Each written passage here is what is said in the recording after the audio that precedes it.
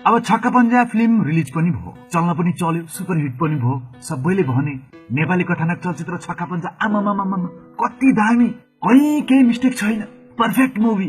भाइल बक्लोल पुरा यहाँनिर भएछ मिस्टेक, कसैले थाहा पाएन। हाय हन्चु पुरै छक्का पञ्जा गरेर आएछ, मुभी पुरै बक्लोल छ। कसरी? त्यसको लागि त हल्का कहानी भन्नै पर्छ। त छक्का पञ्जा मुभीको सुरुवात हुन्छ राजा मेन क्यारेक्टर, त्योसँगै त्यसका 3वटा हावा साथीहरूसँग। फिल्म रमाइलो गर्दै यसै बढिरहेको हुन्छ। बिचैमा त्यसको एउटा साथीलाई डिबी पर्छ, युएस जान्छ, त्यो पनि बिहा गरेर। हो, त्यो बेला राजाको एउटा क्यारेक्टर थाहा हुन्छ। हामी भने त्यो राजाले बक्लो हुन्छ के, राजा त डेन्जर बोका रहेछ। आफ्नै साथीको बुढीलाई नि छोडेन त्यसले। तर कुरो के हुन्छ भन्दा त्यो केटीले चाहिँ राजालाई मन पराएको हुन्छ, तर राजा त उही राजा। त्यही बीचमा अर्को एउटा काण्ड हुन्छ। राजाको बुद्धिमा लाएर ले आफ्नो बुढीलाई डेन्जर कुटेर लहर्छ। आफ्नो बहिनीलाई लहटेको झोकमा आएर त्यसले फेरि डेन्जर कुट्छ।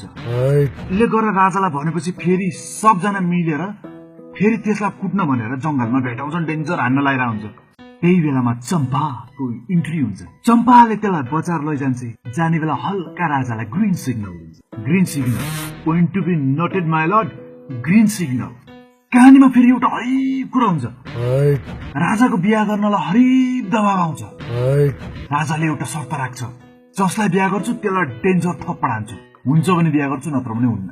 दामी आइडिया, कसैले मान्दैनन्। लास्टमा एउटा घरमा जाँदाखेरि तिनीहरूको बाबाले त मान्दैनन्। चम्पाको इन्ट्री हुन्छ। चम्पाले मेरो बुढो मर्दाउनु पर्यो, थप्पड त खाइहाल्छु नि भन्छ र राजा फस्यो। बिहा फिक्स भयो, point to be noted my lord, बिहा फिक्स भयो। यही तनावमा राजा र त्यसको गर्लफ्रेन्ड, रिसेन्ट गर्लफ्रेन्ड जुन गाउँमा चलिरहेको थियो, जसको बुढा युएस डिबी परेर भर्खर गएको थियो, तिनीहरूको भेट हुन्छ।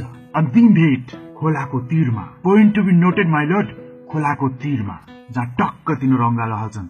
राजाले सम्झाउँछ, छुट्टिन्छन् तिनीहरू, point to be noted my lord, खोलाको तीरमा। अचानक पुरै फिल्ममा ट्विस्ट हुन्छ।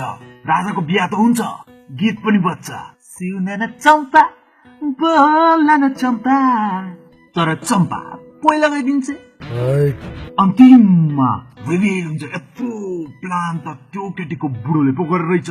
Point to be noted my lord, फिल्मको फल्ट यहाँनिर आउँछ। त्यसको बुढोले पुरा डिटेल दिन्छ। युएसबाट आफ्नो बुढीलाई सरप्राइज दिनलाई भन्दैन भनिकन गाउँमा त्यो पहिले आएको हुन्छ। आउँदाखेरि बाटोमा त्यसले आफ्नो बुढीलाई र राजालाई point to be noted my lord त्यही ठाउँमा त्यही सिन टक्क अङ्गालो हालेको देख्छ। कुन बेलाको थाहा छ?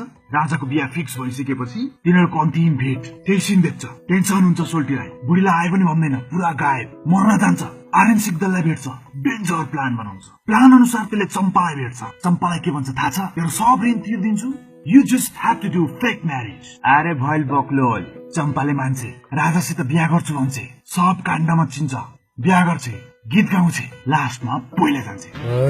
र त्यो सब प्लान त्यही मुखमा हान्ने जस्तोले युज गरेर फर्केर आउँदा खोलाको तीरमा त्यो सिन देखेर रहेछ। अब मिस्टेक कहाँ छ त भन्दा, यदि त्यसले त्यो खोलाको छेउमा तिनीहरू दुईटालाई अँगालो हालेको देखेर त्यत्रो प्लान हो बनाएको हो, र प्लान चाहिँ के थियो भन्दा चम्पालाई राजासँग बिहा गर भनेर राजी खुसी गराउने प्लान बनाएको हो भने सोल्टी फाँसिस।